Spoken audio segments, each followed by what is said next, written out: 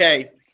So, okay, Mr. Brent, I'm going to bring up the agenda, and you can start us out. Okay, well, let's start out then. Good evening, everybody. Thank you for joining us. I think we've got a good program tonight. Joyce has volunteered to present a thought to us to start off with. Okay. Learning is finding out what you already know. Doing is demonstrating that you know it. Teaching is reminding others that they know just as well as you. You are all learners, doers, and teachers. Your only obligation in any lifetime is to be true to yourself. Being true to anyone else or anything else is not only impossible, but is the mark of a fake messiah. Good. Thank you. Well, we've mostly been talking among ourselves, but do we have any other guests who have not said anything that we might recognize? You have Mark on the line, but I'm going to be introducing him to the group in a minute. Yep, we've got that. I got an action item to review on dictionary projects, and Kelly, do you want to address that? Well, we're ready to go on the dictionary project. I've got the English-speaking dictionaries here, and so we're ready to set up the school. So we just need to get Natalie, who had that school's in West Valley, and I just need her to set that up, and then we'll announce when it is, so that you that want to join us and hand out the dictionaries can hand out the dictionaries. But I have those dictionaries in right now. Great. The ones I'm waiting for are the Spanish-speaking dictionaries. They're on back order, but as soon as I get them, we'll set the Spanish speakers up. Okay. Sounds good. That should be accomplished fairly soon. Thanks for the update, Kelly. And Kelly, would you like to take a moment to introduce our guest, Mark DeWolfe, this evening? Yeah, I would. Some of you know that I lobby. That's what I do. If you're not speaking, if you put your microphone on mute for this presentation, then we'll eliminate some of the back feed for it. But Mark and I met when I started working for the Fraternal Order of Police out at the prison. Mark is a sergeant on the night shift out at the prison.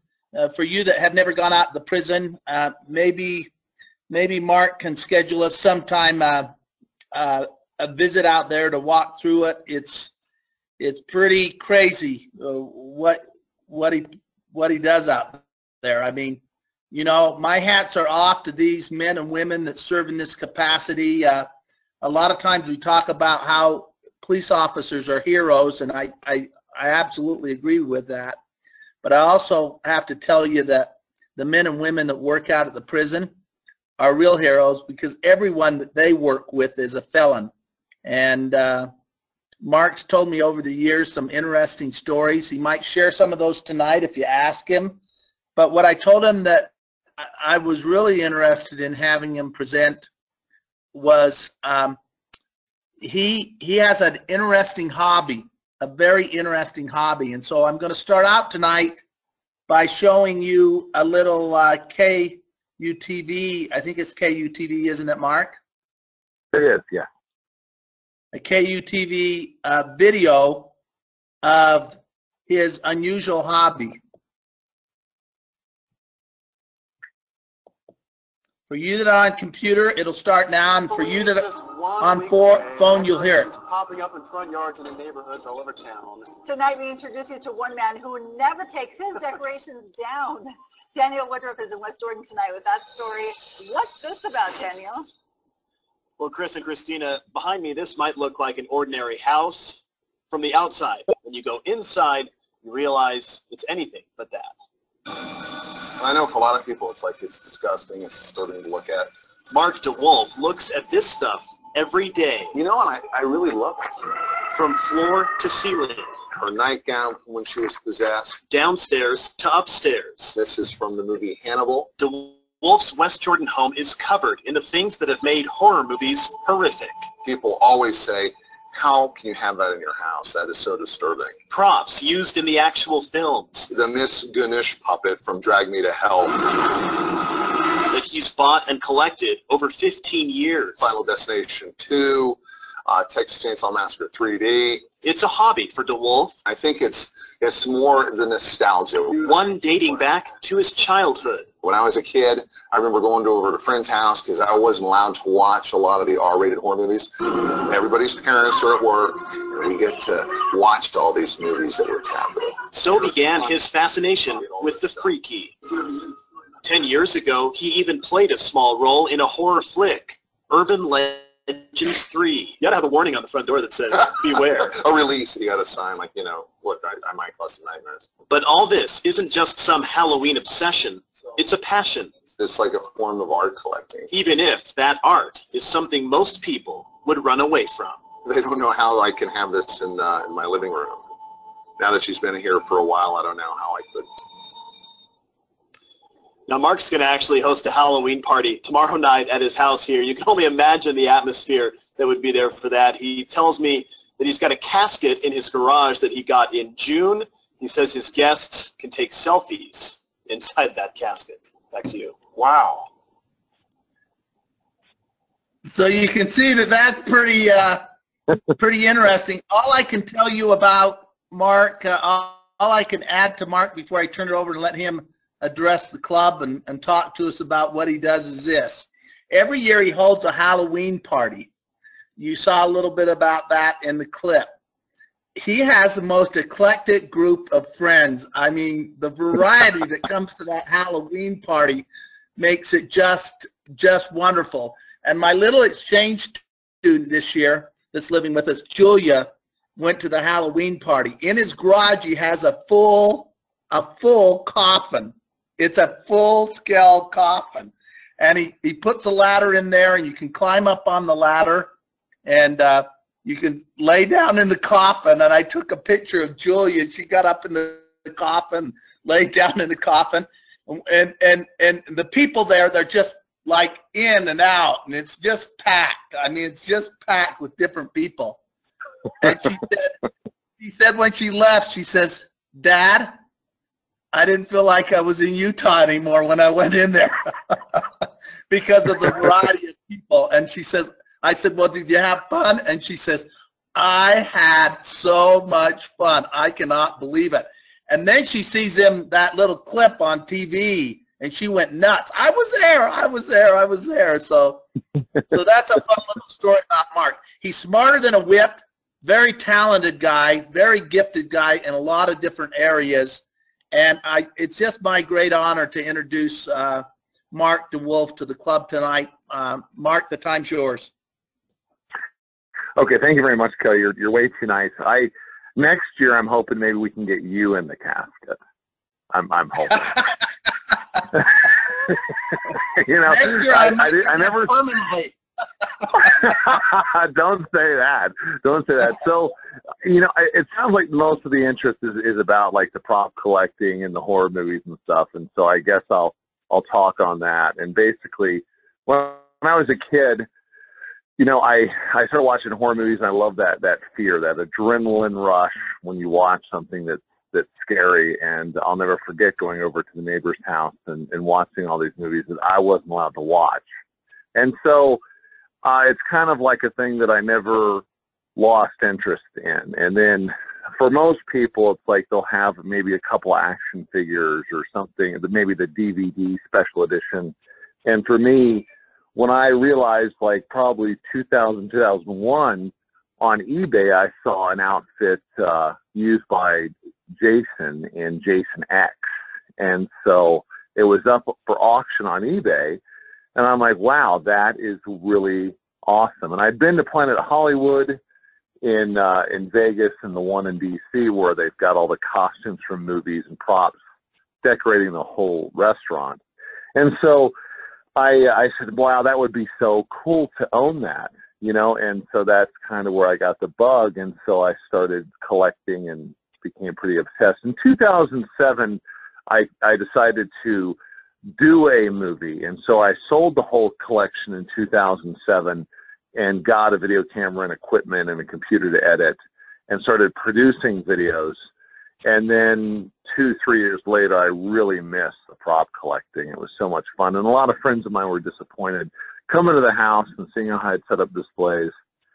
And they were discouraged that I'd gotten rid of it originally. So they kind of played into it, and I got back into it in the last few years. And now this time doing it, I've gotten a lot more hardcore. I don't have some of the pieces that I had, and of course there's been that regret that I originally sold. I had a Jason hockey mask used in part 6 of Friday the 13th, and I had the Creepers outfit from Jeepers Creepers Part 2. And if any of you guys are fans of horror movies, and you would understand, you know, how iconic those particular pieces are. But I had some great pieces that are not replaceable that I sold, and I kind of regret it. It was weird because fans are all over the world. The hockey mask went to Germany. The Creepers outfit, when I sold it, it went to Germany. Items from Wrong Turn went all over the United States. And so I'm not alone. There's a lot of people that are diehard fans. Not a lot go to the extreme of collecting the props and the wardrobe worn by the actors and stuff. But it's been so satisfying, and it's so much fun. It's like Christmas time when you're waiting for that package to arrive, when you find a piece that's super rare.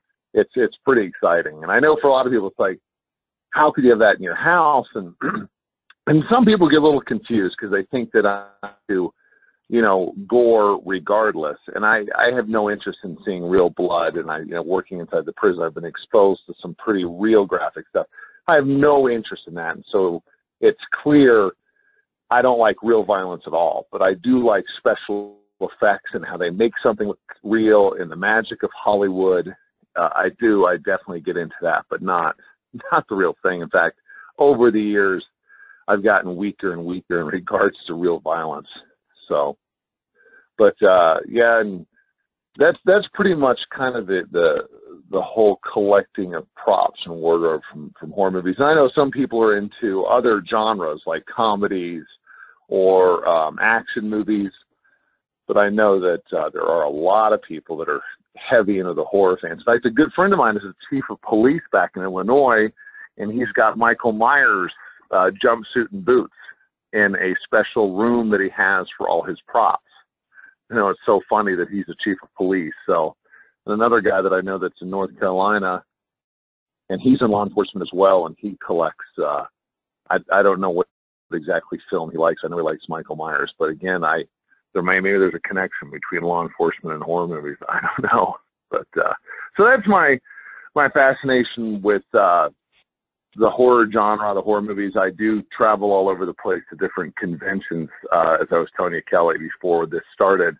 You know, going and collecting autographs. Went to Fan X today, but I love to go to conventions and kind of meet some of these more nostalgic characters from some of the '80s horror movies.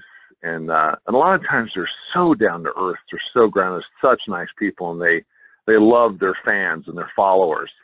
And it's rare to run into somebody that talks down to you or has any type of arrogance. They're usually very humble people. You know, a lot of them played different parts when they were kids. So it's been such a fun experience collecting stuff relating to the horror movies. So. Cool. Do you have any questions? Can we ask you a few questions? Mark, can we ask you a few questions? Oh, yeah, absolutely. Yeah, please do. Yes, I'd enjoy it. Yeah. So how many years have you been doing it? I think that as far as the props and wardrobe, I would say 2000, 2001. About 15 years? Yeah. I would say 14, 15 years. Okay, and what do you consider to be your most prized prop?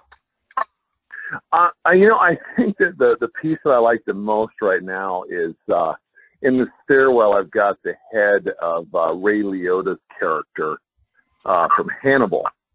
And a lot of people remember the scene where Hannibal Lecter takes off the skull cap and he cuts a piece of Ray Liotta's brain and he fries it and he feeds it to him. And so this is the mechanical head used in Hannibal. And for a lot of people, like I was at Lowe's last night getting some lumber for a project, and I was talking to the guy cutting the lumber up for me, and I had talked to him, and he turned out to be a pretty big fan of horror movies. And I said, "Have you ever seen Hannibal?" And he goes, "Yes, of course I've seen Hannibal." So I showed him the head, and he's like, "That's in your house?" And I'm like, "Oh, absolutely." And he's like, "That is so cool." And I told him about the project that I'm working on, the model of that house. He's like, "Now I want to see that model when it's done." So I'm like, "Well, I'll stop back by." Oh, do others have questions for Mark? I do. Mark, I'm just curious, do any of the pieces really creep you out? Do you walk through your house and kind of like, maybe I ought to get rid of that just because it's creepy? You know, I don't see any of them as are creepy because, you know, when I pursued them, I knew about the film. One of the things that I look at when I buy pieces, depending on how expensive it is, how likely am I at some point, if I were to sell it, make money on it? Because it's kind of considered like a form of art collecting. Because a lot of pieces, like especially the Hannibal head, it's made by these special effects guys. And that head, if you look at it up close, it's got the hair punched one at a time. Wow. So you're talking weeks and weeks and weeks just to produce that special effect, that effect head. For, you know, it's only seen in the movie for maybe a few seconds.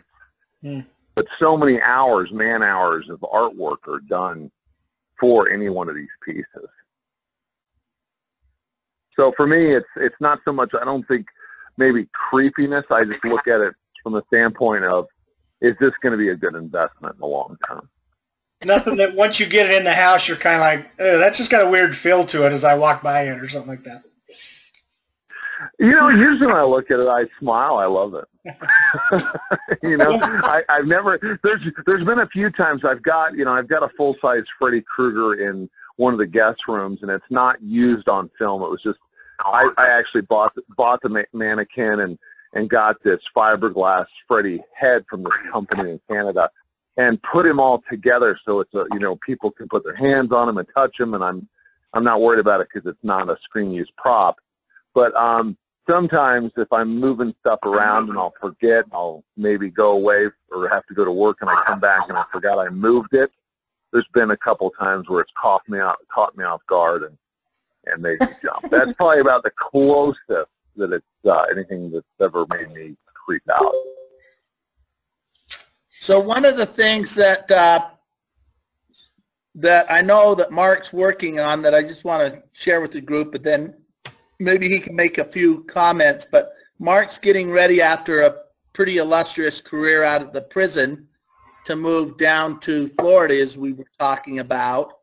And the scale that he's talking about, that he's working on right now, the model scale of a home is the Psycho home.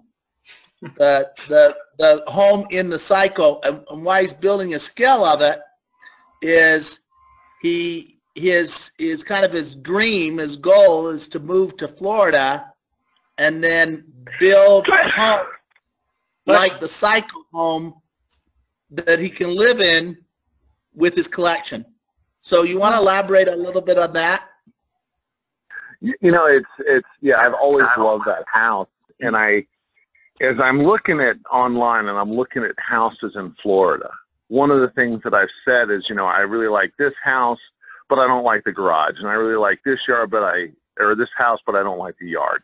There's always something when you're looking at homes, and then I thought to myself, wouldn't that be incredible? Because I've always loved that Victorian house from Alfred Hitchcock's Psycho. I've always loved it. And I called my mom, and I'm like, what if I had a house built? I wonder if I could afford it, if I could pull it off. And I said to my mom, I said, what house and what movie have I always loved? And she knew right away, and I have not talked about this in years. She's like, you've been obsessed with that house. She knew right away. She was like, the Psycho house. you've talked about it since you were 12.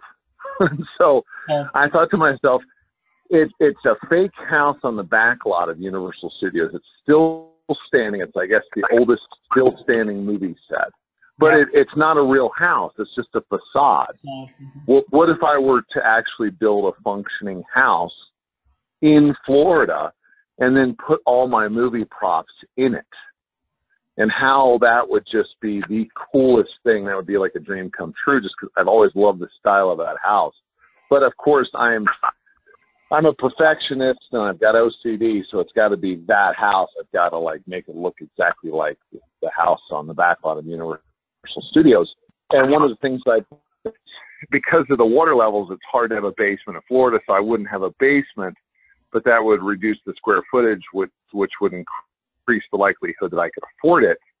And so as I start to look at blueprints and floor plans and watch the movies over and over, I'm building this model to see how many square feet the house is on the interior to see if it could be done and make it a functioning house. Because if you watch the movie, there's no bathroom downstairs. There's only one bathroom that's ever shown. And I would realistically want more than one bathroom. We know what bathroom that is. We know what bathroom that one is. So what I want to do is at least pursue it.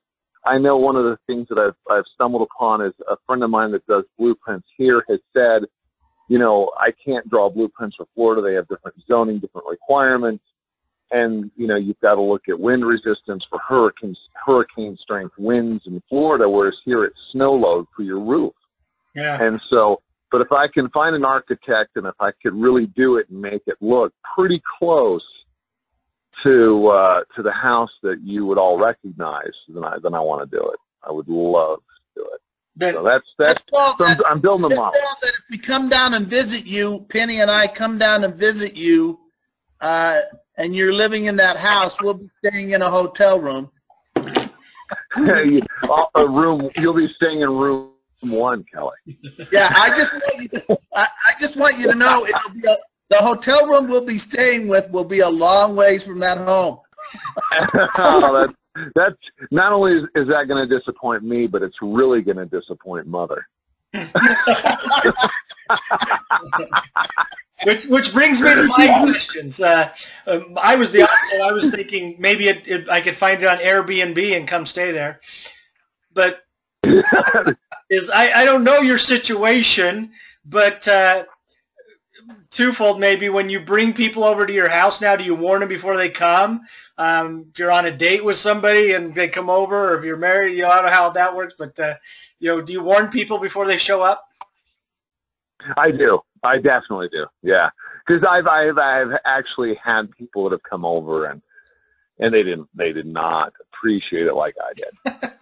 In fact, the next door neighbor, I invited them over when they moved in, and I had told them, but they brought their kid, their son, and he was only like 3 or 4, and he came in, and within a couple of minutes, he was just screaming. He did not like that house at all. Yeah. Was there a sale by neighbor sign in your yard the next day?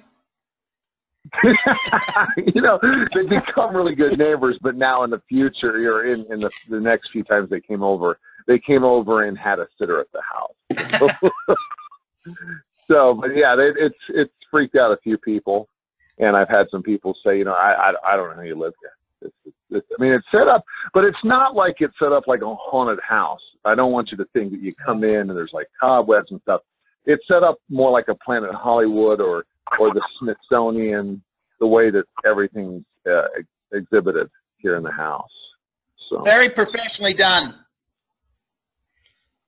Yeah, I try. It's very professionally done. It's like being in a like he says, it's like being in the Smithsonian. Everything is very professionally done. Everything looks really classy, and we love going over there every year. I just wanted to tell you, Mark, that who we have on the line with us tonight. We've got some that are out of country tonight that are traveling, and we've got some that couldn't join us tonight, which is why we have a club, so that people can join when they can join. But we've got Larry Chatterton owns his own, he's a professional speaker, speaks all over the United States, and so he's one of our members. Larry was the one that was asking us several questions. We also have on the line with us tonight Joyce Scott. Joyce is a RN, a registered nurse. And who are you working for now, Joyce? St. Mark's Hospital. And I've known Joyce for a number of years. And Brent Scott, who's the president of our club right now, is a retired executive from Equitable Life and Casualty, and that's where I ran into him. Other members of our club, I have my son is a member of the club. He's a physician in Minnesota. Right now he's trying to form a new business out there, and he also goes around and publicly speaks on geriatric care. He's written 2 books on it. He's working on his 3rd one right now. He's a member of our club. We have Terry Sawyer. Terry's a social worker in Provo and works for the state of Utah. So she does social work there. We have Natalie Argyle, who owns a salon that she works for that does beauty and hair. So she's a member of our club. Who have I missed? We've got Blaine. Blaine's retired. Blaine's a fascinating guy. He worked for Thiokol. And he gave a great presentation. We have classification talks, what we call classifications. Your classification talk would be on what you do professionally for a living. So it would be on the prison. We ask every member to give a classification talk at some point. His classification talk was about the Challenger disaster. Oh, wow. And O-rings. It was just fascinating. It was just a fascinating meeting on it. So wow. Who else have I missed, guys?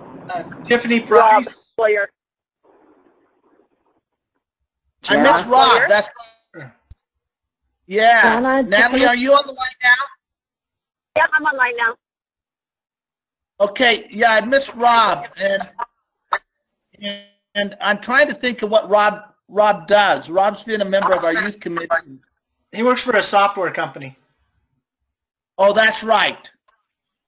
Yeah, he's a programmer on it.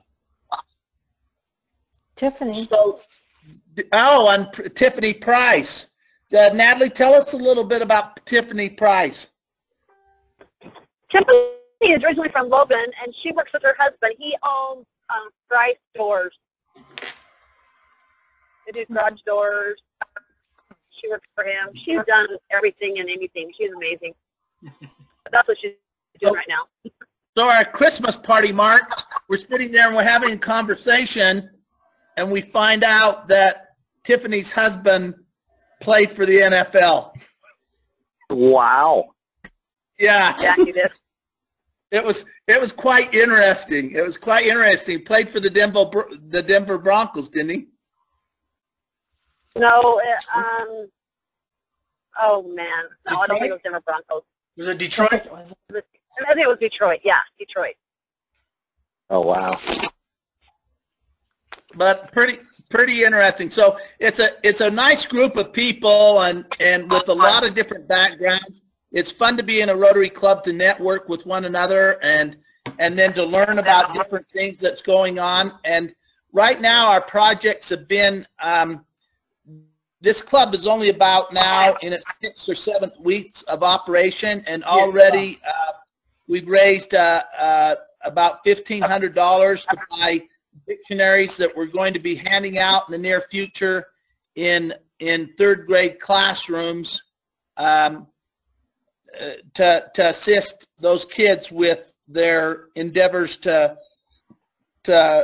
understand better how to how to alphabetize and how to use index and those kind of things, which are all, the teachers tell us that the things that they use to teach from a dictionary are all transferable to the electronic age and how computers operate. So it's a fun experience, and I'll just tell you one little thing there so you understand a little bit about what Rotary does. My funnest experience was when I was out handing these dictionaries out to an underprivileged school that's very close to my neighborhood, and I got a thank you letter from a kid, and this kid must be related to me in some form or another, because the letter that he wrote is, he said, "Dear Governor Atkinson, thank you for the dictionary. It's made me a better spiller."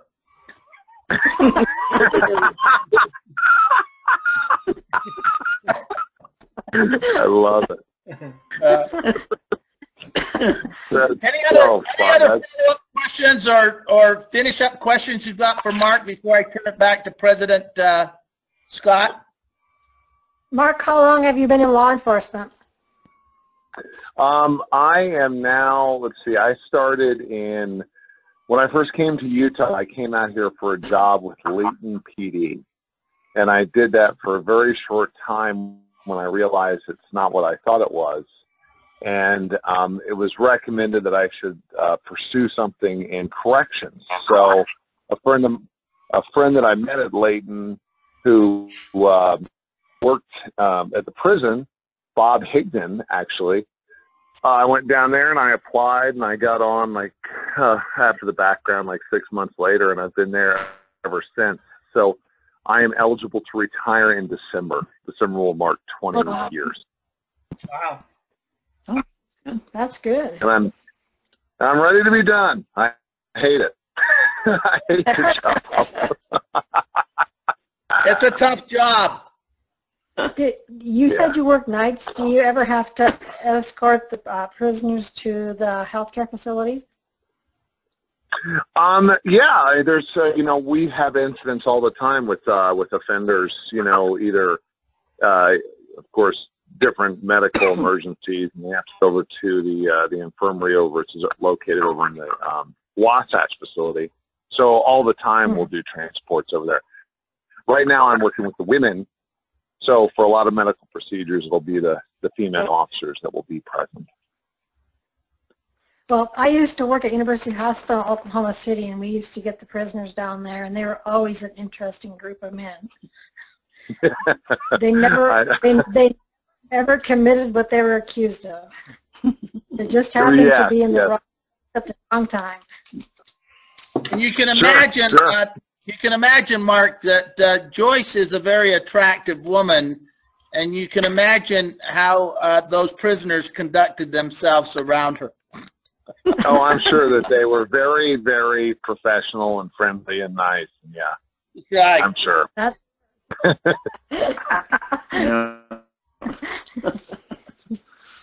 Okay, for the well, most thank part, you, with the Mark, for offenders, joining us.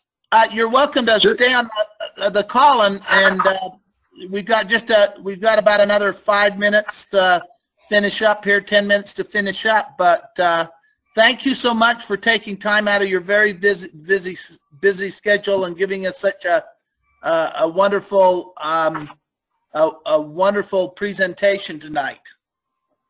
well, thank you very much for the invite. It's a pleasure meeting everybody and talking and understanding more about the club. I really appreciate it, Kelly. Thank you. Yes. Yeah, thanks, Mark. It was really interesting. Thank you, Mark. Thank you. Thank you, Mark. You've added some diversity to our little group, and we do have a diverse group. And like Kelly said, we've only been in operation for about 6 months, but we've accomplished things that the traditional club takes a lot longer, and we're ready to take on a new endeavor. But our whole idea is let's get on the meeting once a week, 30 to 45 minutes. That's not saying that there won't be phone calls made during the week and some communications, but Okay. we're based in Utah, and our first big project was in Cincinnati.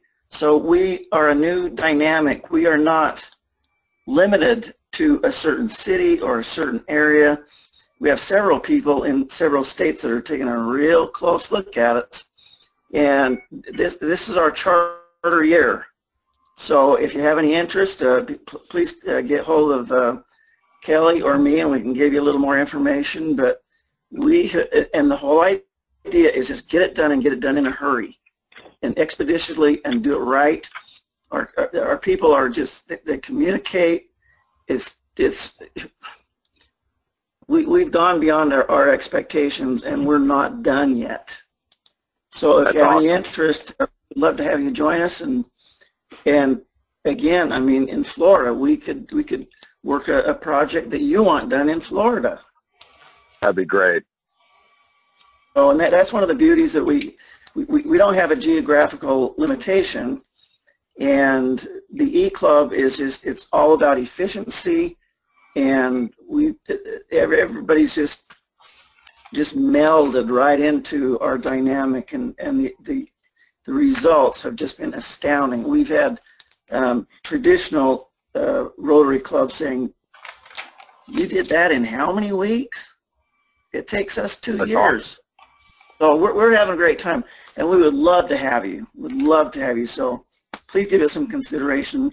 And again, thank you very, very much for joining us tonight. That was informational and very entertaining. So, and again, please stay with us if you want. We're just about done.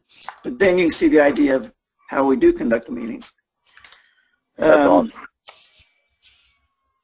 next item would be the sponsorship of the short-term Rotary with the Youth Exchange. Kelly, do we want to take a position on that, or just put it on if there's any objection, to get hold of me within the next 24 hours, or what's your thought? Well, I think that's, Larry, you've weighed in on this. You're part of the youth committee, so why don't you give your perspective on what you think we ought to do here, and then I think we move forward with it if you're in agreement. So why don't you give an overview of what you think?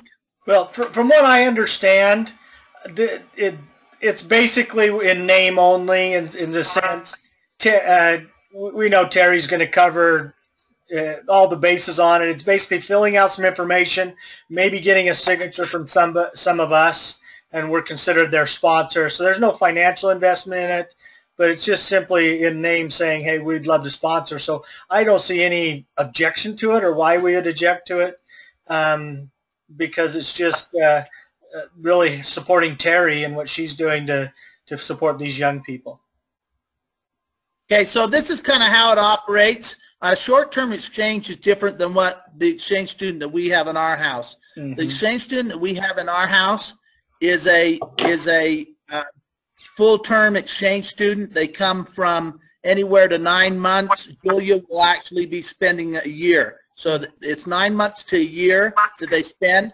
The obligation of the club is to find host families. The goal is to find at least 3 host families and spend $100 a month.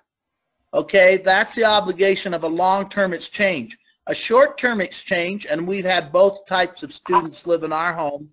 What you're really doing is you have to have a club sponsor. That's what Terry's asking the E-Club to be, is a club sponsor.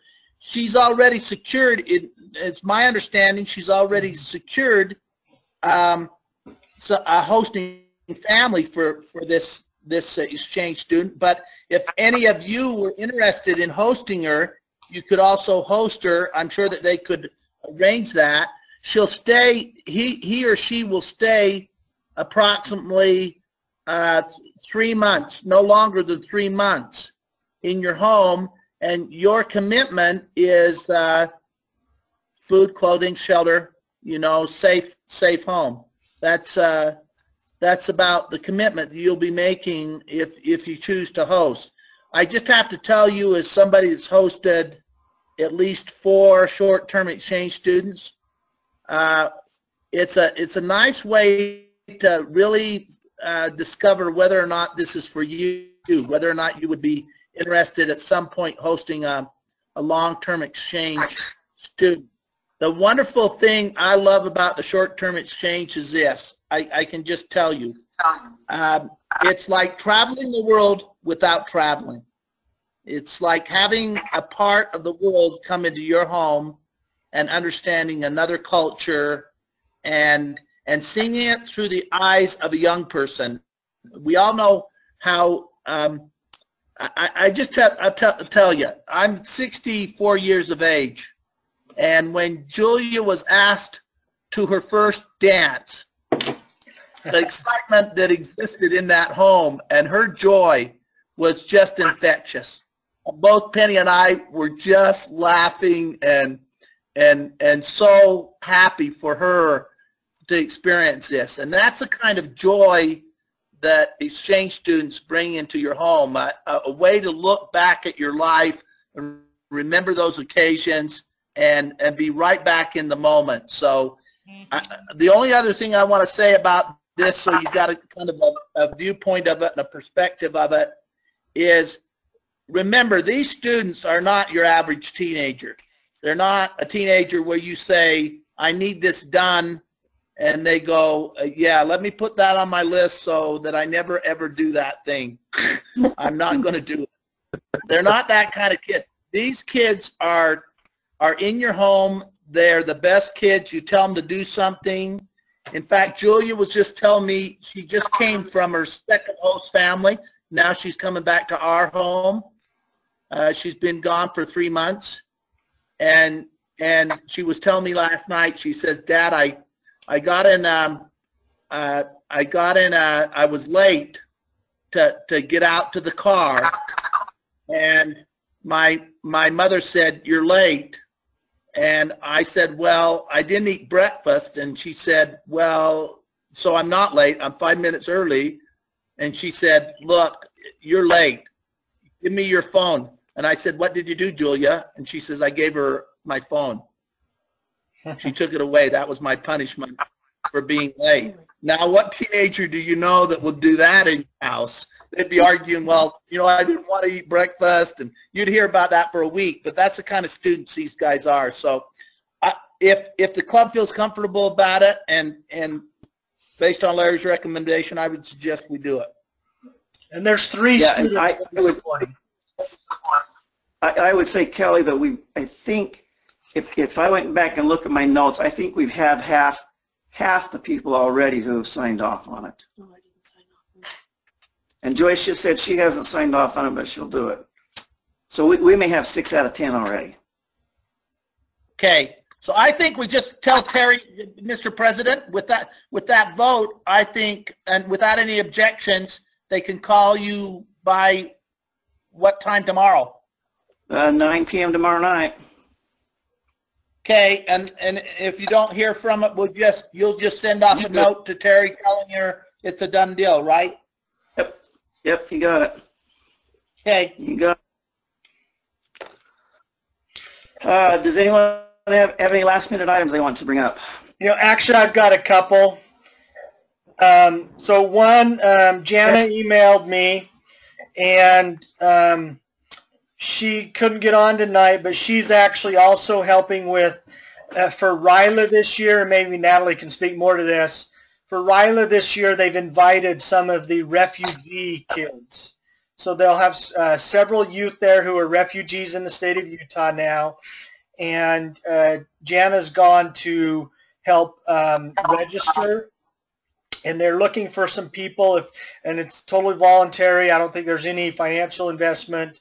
Like I say, Natalie maybe knows more, but it's helping the child get registered and an orientation, and so the family gets to know Rotary and who we are and what we stand for.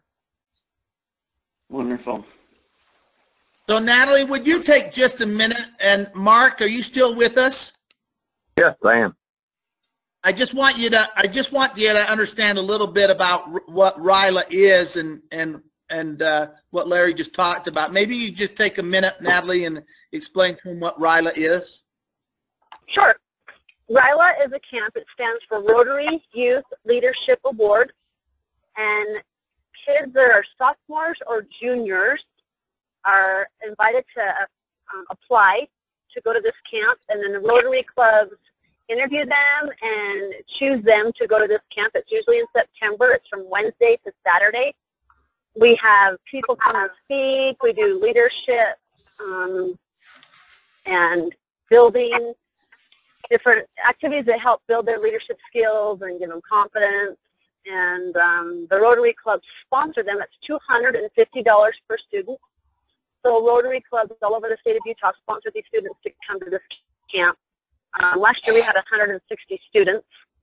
And this year we've joined with refugees through Salt Lake. And they're actually really big on having them come to our activity we're going to have in October. But there are 30 youth refugees, and they've asked, how can we get the refugees to kind of feel a part of the community, and especially the younger ones, the kids in high school. And so there's 30 of them that they've figured out we can, if we can get one Rotary Club, if each Rotary Club in Utah can sponsor one student, they're looking for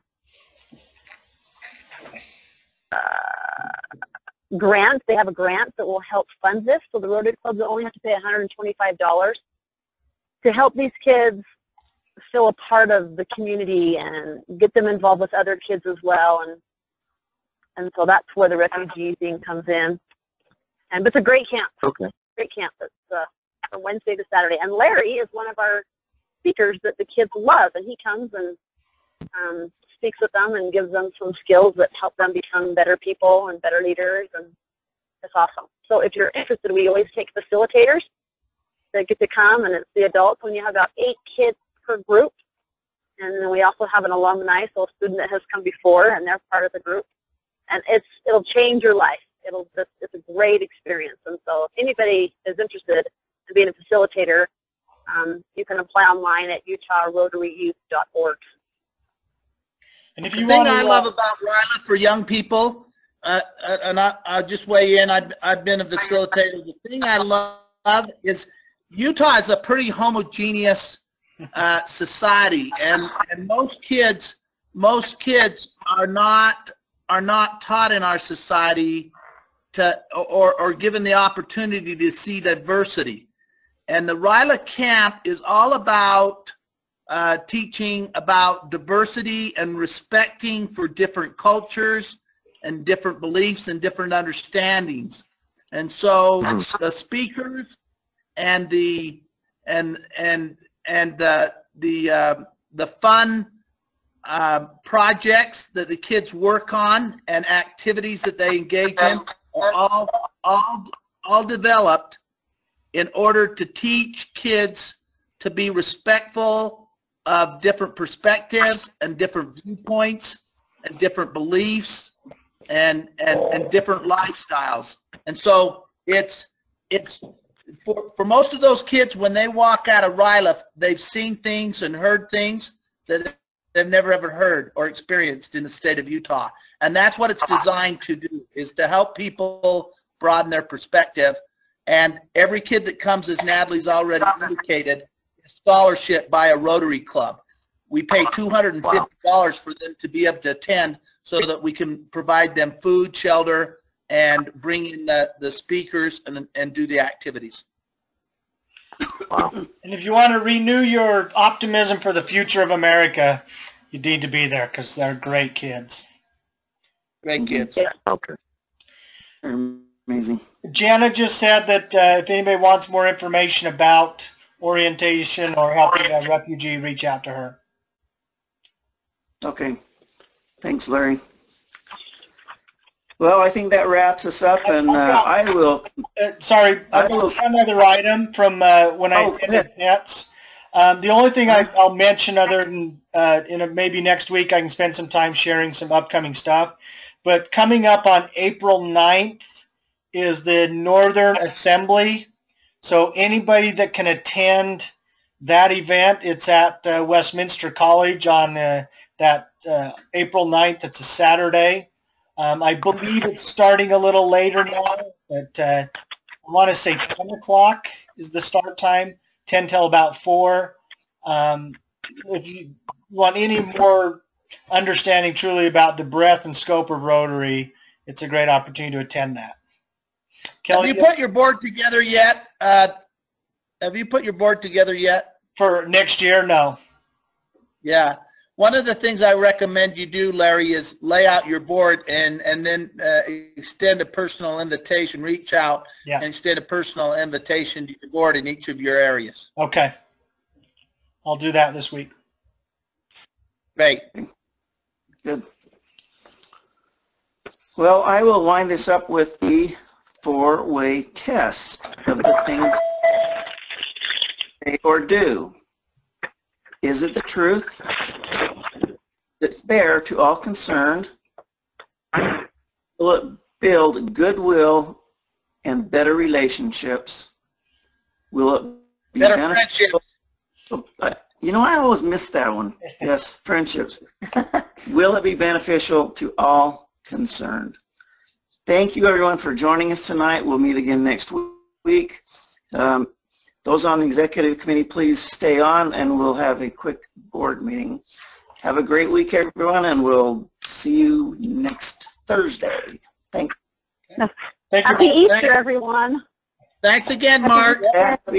Thank you, Kelly. Thanks, everybody. Yep. Thank you, Mark. Mark. All right.